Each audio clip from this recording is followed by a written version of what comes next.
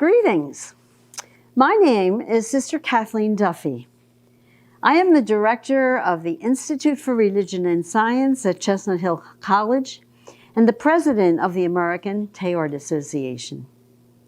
I am pleased to welcome you to this lecture by Dr. Philip Hefner. This lecture is the first in a three-part series on robots and artificial intelligence, sponsored by both the Institute and the American Teilhard Association. I also invite you to join us on February 28th to hear Dr. Noreen Hertzfeld, who asks, "Alexa, do you love me?" And on March 21st, to hear Dr. Ann First, who asks, "Can AI systems be persons?"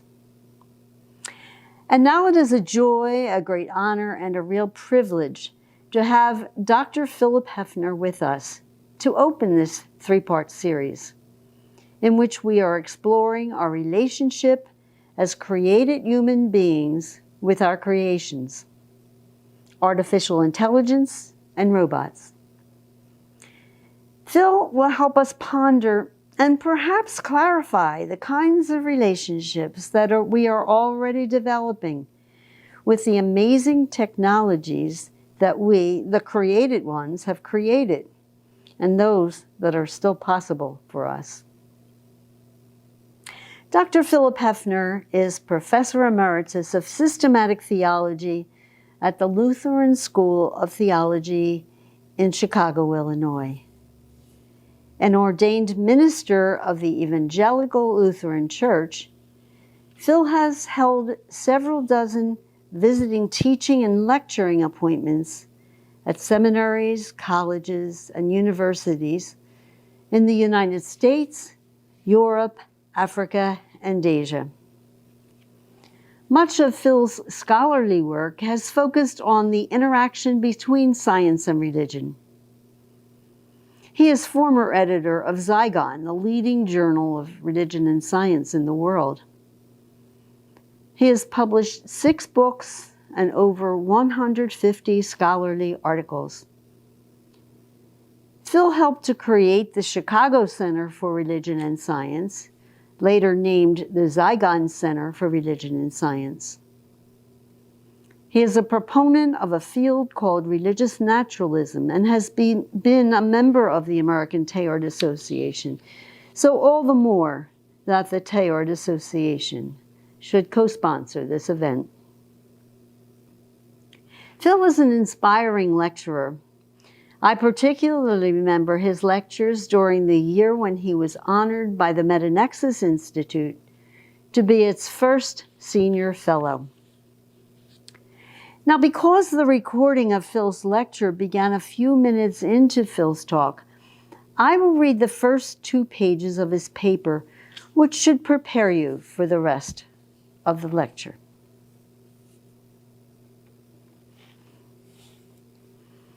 Artificial intelligence is becoming a vast field of research, giving us a rich theme for interpretation within the framework of Teilhard's thought.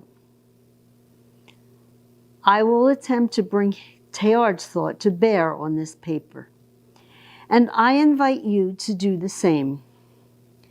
My main effort is to place AI theologically, to position it within a theological framework, specifically within my theological thinking of humans as God's created co-creators. Our technology began as tool-making, even when it turned to bioengineering and robotics. That is, it emerged and evolved to perform tasks for us. Recent developments suggest that it is entering a phase in which it is on its way to creating creatures that are in fact functioning life and functioning human life. With its science and technology, the created co-creator is embarking on the challenge of creating its own co-creator. I use the term creating life to refer to both biological and non-biological forms. As we progressed in creating ever more marvelous tools, we discovered that we desire tools to perform tasks that require human or nearly human capabilities. We are learning that the challenge is therefore to create creatures who are functioning humans or nearly functioning humans.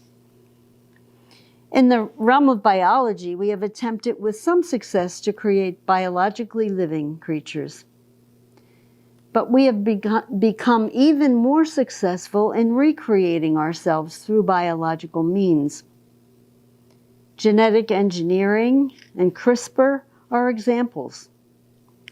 By editing the human genome, CRISPR techniques rewrite the human code and in this sense create new living creatures. At an earlier stage, research on embryos did the same. An embryo with an altered gene became, in fact, a different creature from the embryo with unaltered genes. Our science and technology had already mastered the task of manipulating animal and plant forms that are, in fact, created living things. Now that we are altering human forms, we are, in fact, creating living humans. In order to guide our genetic engineering and CRISPR activity, we must ask, what does it mean to be human? Does our definition of the human, for example, include freedom from all genetically based disease? We touch here on the issue of human enhancement and transhumanism. And does our concept of the human include extending longevity as far as possible? Or enhancing human bodies and intelligence and skills? For all practical purposes, we are at present answering all these questions with a yes. We may demur when the questions are put to us directly. Transhumanism is scoffed at in many circles, but our behavior for all practical purposes affirms the transhumanist program. Robots and artificial intelligence raise similar issues. I include these in the term creating functioning human life for the following reason. With the advent of AI, we envision robots that can perform human tasks, explore extraterrestrial environments, serve and care for humans and be their companions, as well as to enhance industrial procedures and serve military purposes. The more perfectly the robots serve human needs, especially care and companionship, the more like humans they will become. It is important to my argument to emphasize that robots are in fact not human, and they never will be, but they can be developed in ways that function like humans. The comparison then is between human beings and functional humans. Human intelligence is the measure of robot creation, even though robots will never be human. And now I turn the lecture over to Phil to finish his lecture. Thank you. And when we create these AI robots, we measure them by human intelligence, artificial intelligence measured by human intelligence. Now, our artificial intelligence is not anywhere near approaching the human. We are not creating artificial intelligence human beings, but we're measuring them by humans so that we measure their performance by whether or not it approaches the human ability. And I think that's very important. And of course, the closer that they get to doing what we want them to do, the closer they get to being like us in some respects. And that's what I call functioning life. It's very important that the standard that we use when we make AI robots is human intelligence. That is the measure. I think it's important to try to understand why I call it functioning life, not actual human life, but functioning life. The more that the AI robots approach human performance, you can think of all the things that robots do, whether it's playing chess, whether it's waging war, whether it's doing other things like serving in restaurants. My part of Chicago now is opening a restaurant. It'll be the first restaurant that will have robots delivering food. That'll be a new experience. The more that these robots approach us, the more they become functioning human life. I have formulated a general principle which says basically that. And the more the robots approach our capabilities, the more we can say that we are creating our own co-creator. Not so much has been done with this in religion or theology, not really all that much in philosophy. But novelists, some of them science fiction writers, others aren't, have done a great deal with this issue of functioning life. If you're familiar with Marge Piercy's novel, He, She, It, you'll know about this. If you like the Blade Runner movies, you know, they are gripping movies that approach this theme directly. Those of you who know those movies realize that the artificial intelligence robots in the movie have attained a close enough approximation to the human that they understand their own mortality. They were built to self-destruct after a certain number of years. And when they realize that they're very upset, and the movie spends a lot of time on their search for the designer who designed them. And when they finally get him cornered and tell him that they don't want to self-destruct, he says that it's impossible to change the programming. Some of you may have read Kazuo Ishiguro's new novel called Clara. It's a very interesting novel. Clara is a companion robot. And the novel has to do with Clara's being a companion to a teenage girl. And Clara ends up in the junkyard for old, unused, useless robots. Companion robots are a very important thing. You know, if you go, we have to realize that artificial intelligence and robots are all around us. I have artificial intelligence on my TV.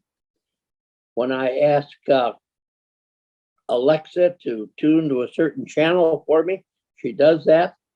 If I tell her I want music on a certain theme, she finds the music for me. It's in our smartphones. Many people have it in their appliances so that they can talk to Alexa and turn the stove on or change the the thermostat. And if you go to Amazon, I'm not going to go into a lot of detail here, but if you go on Amazon and you Google companion robots, you will be amazed at how many you find in the Amazon selection. Many of them between $250 and $750. One of them is named Buddy because it's a companion to children. They do all sorts of household tasks. And it is the case today that billions of dollars are being put into AI robot research by the federal government, by academic institutions, and by industry. And in fact, one thing that President Trump did in 2017 was to establish the Select Committee for artificial intelligence. And they formulated, it's a very interesting document to find on, you can Google it. And among other things, it has a very sketchy ethics section. It's not very profound, but at least they started to work on the ethics of it. AI, of course, plays a very an increasingly large role in medicine. Medical schools and medical centers are very alert to the possibilities for AI, and it also can be used in warfare, in guiding the drones that carry out so many terrible things and assassinating people, and other ways that it's used. So, as I move into the philosophical and theological reflection on this, I'm very impressed by what I call the proportionality between God, humans, robots, and robots, humans, God. You know, we speak of ourselves as carrying out God's work. The Jewish concept of mitzvot is that by doing the mitzvot, by carrying out the commands of law, Jews are actually extending the presence of God in the world. My denomination has a motto that it uses called God's work, our hands. We talk quite a bit about us doing God's work. Do we think that we are God? No.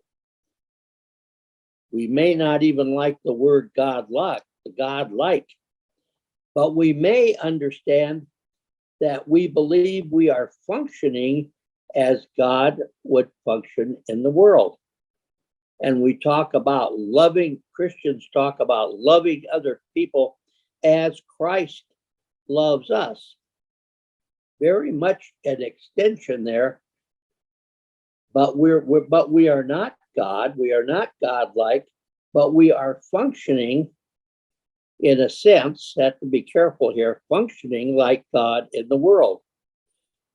So it's not so unusual to think that we create AI robots that increasingly function like us in the world. Now, we're a long ways from that. There's no AI robot that comes anywhere close to human capabilities, but it is still the standard, the measure, or the goal in our creating these robots.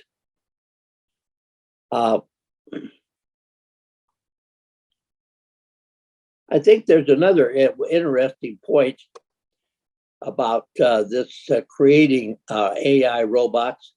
You know, Mircea Eliade, the great religious scholar of world religions, has some very interesting things to say that when humans create things, they are mimicking God. That plays out in quite a few of our customs, you know. In some parts of the world, houses are built in a certain way to be reminiscent of the kingdom of heaven. Often in the older days, I don't see it so much now, when we built tall buildings, we topped them off with a quasi-religious ceremony. In my mind, there is no question but the fact that in our creating AI robots, we are mimicking the creative work of God. Now, this can be very dangerous. It can be arrogant. It can be full of hubris. And of course, what we do with our creations, including our AI robots, can be all of those things. But it also can have the intention to be good, to do good things, to do God-like things in the world. And I think that's an important part of AI robots research too. Its use in medical centers, for example, is for the benefit of people. Its use in drones on the battlefield is to kill people. It can be hubris and very dangerous, or it can be a beautiful, creative work that seeks to be obedient to God. I think that when we, and this is really my final point, I think that when we create these AI robots, we're into what I call deep creating. We're not just creating casually, but deep creating. And in that creating, we actually encounter God. And we have to ask questions, theological questions. People often don't consider them theological. But for example, in the use in medicine, we come up against the question, what is the point of healing? What is the purpose of healing? It's to improve the quality of life and longevity. Is this really what God has created us to do, to live as long as possible? Questions like this come up when we ask the purpose. And the same with the drones. Is it really a proper thing for us to do, to be creating AI robots that make it easier to kill people and to destroy villages and cities? These are the kinds of moral and ethical questions that the government committee, select committee, doesn't raise, although they do raise the question of doing harm. Well, I think at bottom, these turn out to be religious questions. And the more sensitive we are, not just technophiliacs, people who love technology for the bigger and the better. If it's more complex, that's great. But who actually are reflective about it, and I think that's one of the big challenges. We'll get this religious dimension. Now, I want to point out 5 elements of Teilhard's thought that are very relevant, I think, here. First of all, Teilhard, and sometimes this has been quite controversial, he considered technology to be a phase of the evolutionary process. He did not make this dualism between nature and technology. Is it natural food or is it genetically enhanced food? He included both of those in the evolutionary process. And I happen to think that that's a very profound insight. The world that human beings live in today is so conditioned by technology. All of the Earth's surface, all of the Earth's living creatures are impacted by our technology. And that becomes the nature that we live in. Technology, I would argue, could be understood as the nature that humans have created. Teilhard, secondly, wanted to make it clear that we are part of this evolution. You know, the phenomenon of man, his great work, placed man in human beings in the evolutionary framework.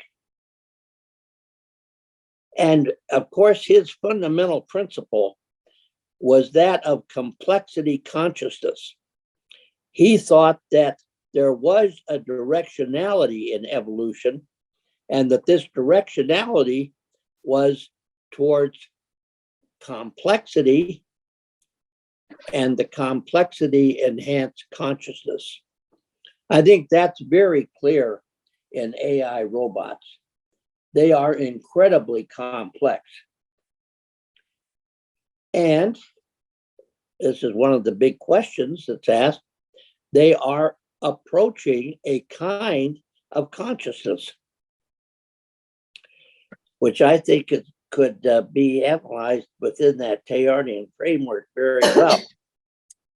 He also believed that evolution is being pulled toward the Christ Omega. In other words, every stage of evolution, and I would say including AI robots, brings about a new dimension of reality.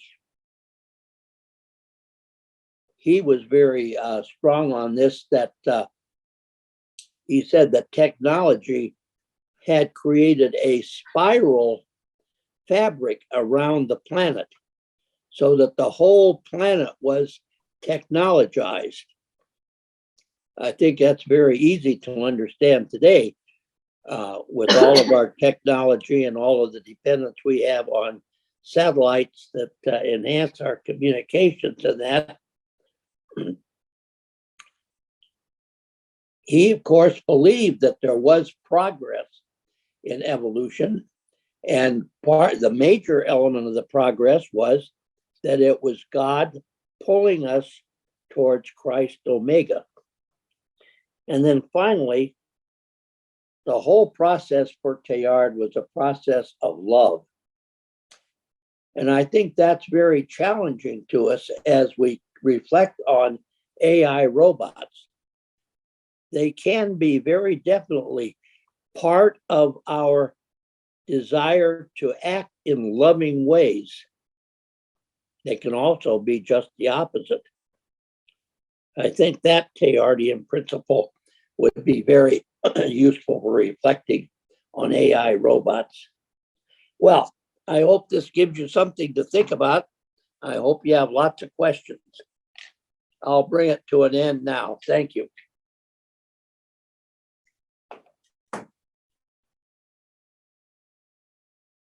Thank you very much, Philip.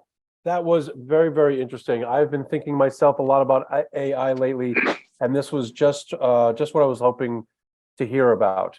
Now, I think, am I right, Sister Kathy, we're going to move toward breakout rooms?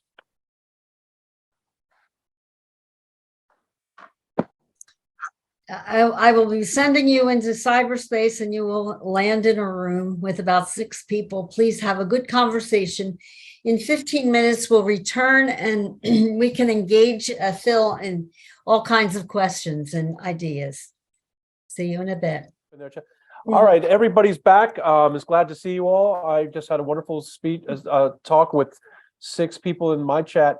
Are there any major ideas that emerged from your chat, particularly questions or ideas that you think might be interesting to bounce off of Phil? And I would ask that people put them in the chat, so that lets us kind of write the question, and then we can, collect them and try to get as many answered. Maybe while we're waiting for people to put things in the chat, I'll ask the first question of Phil. So you mentioned the science fiction and fantasy as a way of exploring these issues, and I was wondering if you wanted to talk a little bit about what you feel they bring that perhaps the philosophies don't bring. Well, of course, they can be philosophically laden. Well, first of all, they bring in so much interesting detail. When you're writing a novel, you depict the characters, you go into quite a bit of detail. Some of it's suggestive and some of it's very explicit. And the interest for me is in those details. For example, the details of the replicants in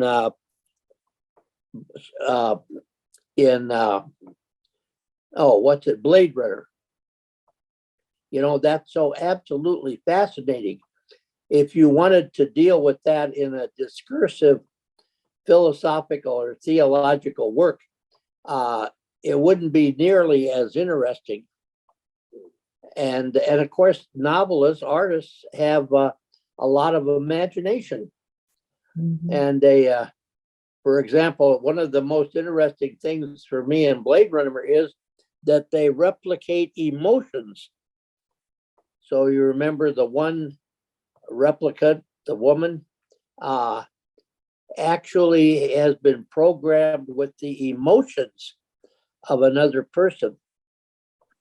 And so her emotional reactions are very authentic, but they're not hers. Well, I think that's very, very relevant to companion robots, because, you know, whether it's companion robots for old people or children or sick people, they're trying to, if you look at the advertisements for them, they're building in empathy. Well, of course, how would you build in empathy? That's an interesting question. And I think the artists get into those issues so interestingly and in so much detail. Yeah, well, thank you. So we have a bunch of questions have now popped up in the chat, and maybe I'll pull one out, which is where or what do you think is the boundary between artificial intelligence and consciousness? Well, I think that's a very difficult and maybe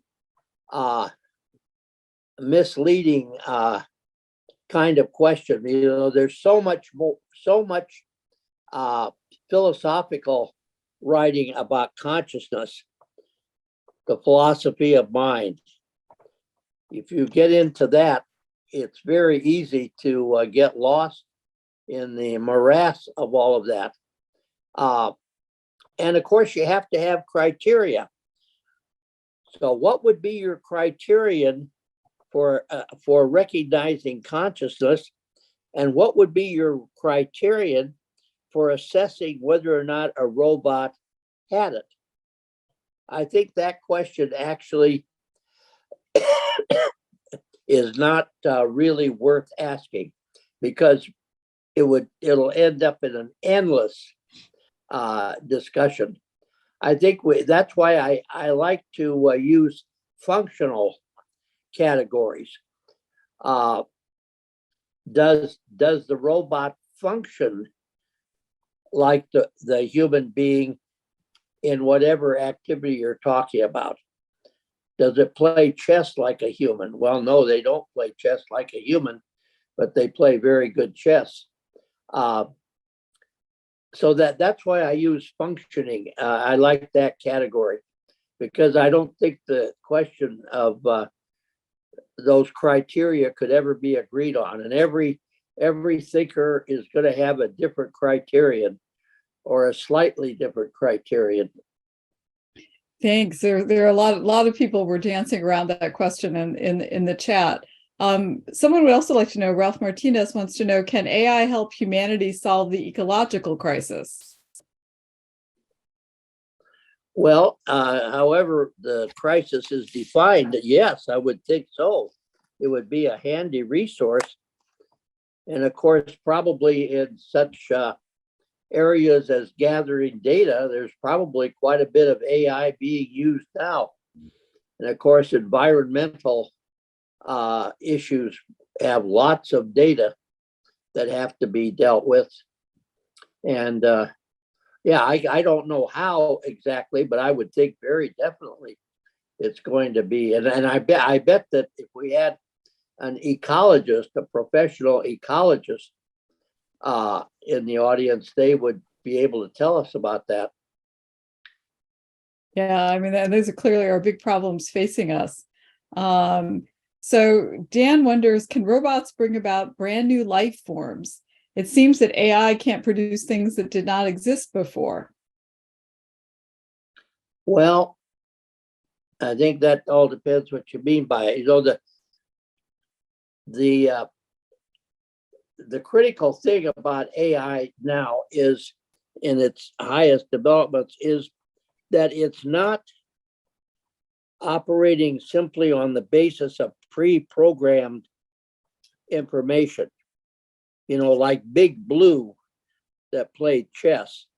They input all of this information so that Big Blue could think very fast and put it all together. But artificial intelligence today makes its own decisions, in a sense. Do you remember when we put the probe for Mars on the planet on Mars? There was a certain gap where the artificial intelligence in the space vehicle had to make its own decisions, because it took so long for the signal to get back to Earth that they couldn't just set a signal up and have the vehicle respond to it. There were more steps in between there. And I don't know a lot about that, but I think that's extremely important. And that's what makes AI so interesting. That AI doesn't just respond to programming. It is designed in a way that it can make some of its own decisions. This is pretty I'm cool. putting that very, very crudely, but I think that's the heart of it. Yeah. Seraphim wonders, where does AI fit in the intersection between intelligence, which is problem solving, and wisdom, which identifies the problem and discerns which are actually human problems and which are just delusions of our appetites? Yeah, that's the big question, isn't it? The relationship between intelligence and wisdom. Yeah. Well, that's a question we have to probe. By the way, I wanted to give an example of AI. You know, I have AI in my smartphone, of course. And since my vision is deteriorating, I do a lot of voice recognition. And I've noticed one really interesting thing. And I sign my messages Phil. And voice recognition always spells that F-I-L-L. When I turn off the microphone, it automatically changes it to P-H-I-L.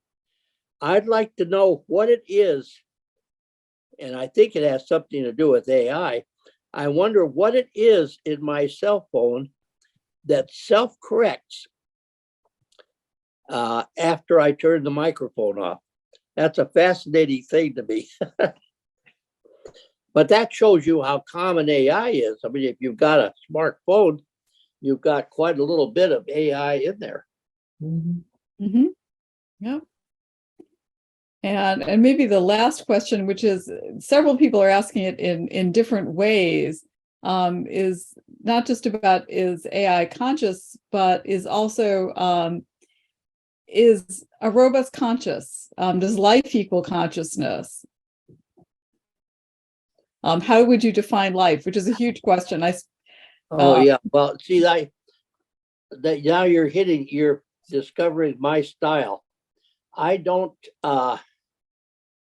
there are certain questions that I've decided are never going to be resolved. And so I don't spend a lot of time on them. And you've hit two of them. Of course, of course, robots are not living.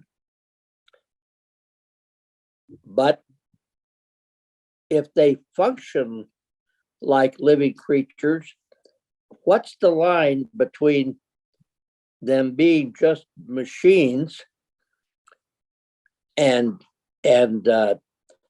behaving so much like humans that they're human-like. And the same with consciousness. But I think, you know, if Patrick's a philosopher, he can say more about consciousness and the philosophy of mind. But I think that we do so much in science and technology on function. And you know, the old Chinese room puzzle and the Turing test.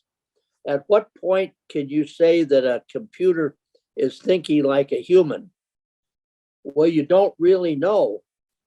So you put them in a room with a curtain over it, and you ask the question, are they answering these questions like a human would answer them? And if they are, then you say, de facto, that's functioning consciousness. De facto, that's functioning human. Of course, they're not humans. And I think that's a fascinating thing about AI that is taking us some leaps forward.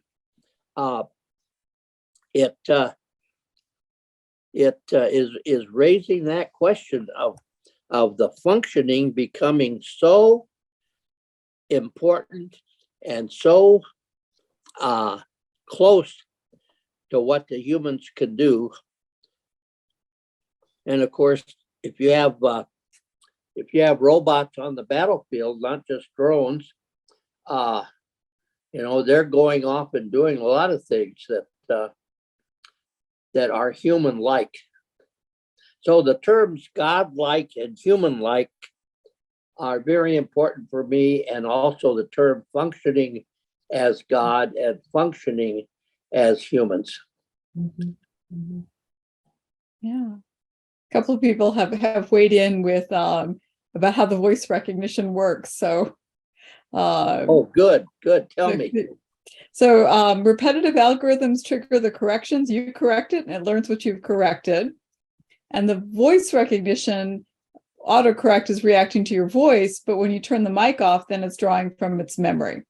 Okay. Mhm. See, that's a lot more complicated than I would think of when I hold my phone in my hand. Right. I agree. And I think here's our last question for the night is, can AI love?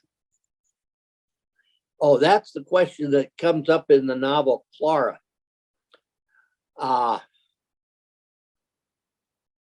Well, I guess the way you'd have to put it is, can the robot behave in loving ways? And the answer is yes. Can the robot love? You know, I doubt it. These are all bringing up the same kinds of issues, aren't they? Mhm. It's functioning as if in a loving way, but is the emotionality of love in a companion robot? Well, of course not.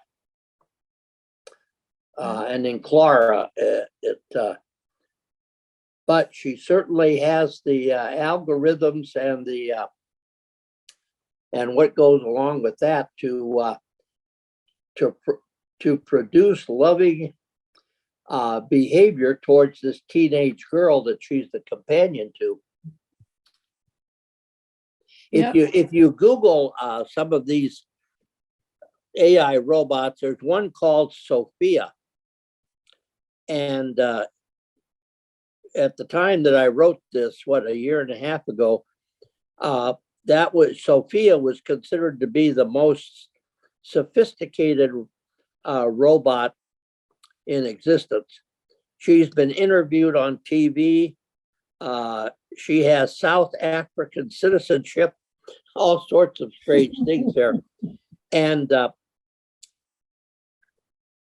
course, the whole panoply of emotions she can deal with. But is she loving? Is she conscious? You know, I think that's highly unlikely. Is she a human? I mean, to become a citizen, you'd think you have to be a human. No, she isn't. But she certainly is behaving in ways that are almost equivalent. But we do have to say we're a long ways though from robots being human. We're a long way. But there's so much research. There's so many researchers working on this, and they're pouring so many billions of dollars into the research that naturally they're going to make progress.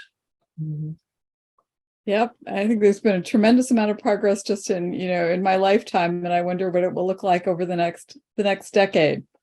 I'm going to turn this back to Patrick. Okay. Which I think I can do. All right. Thank you, everybody, for, I think we had over 45, maybe even approaching 50 attendees today. I just want to say thank you to everyone for taking the time to come to our presentation and to see Phil speak.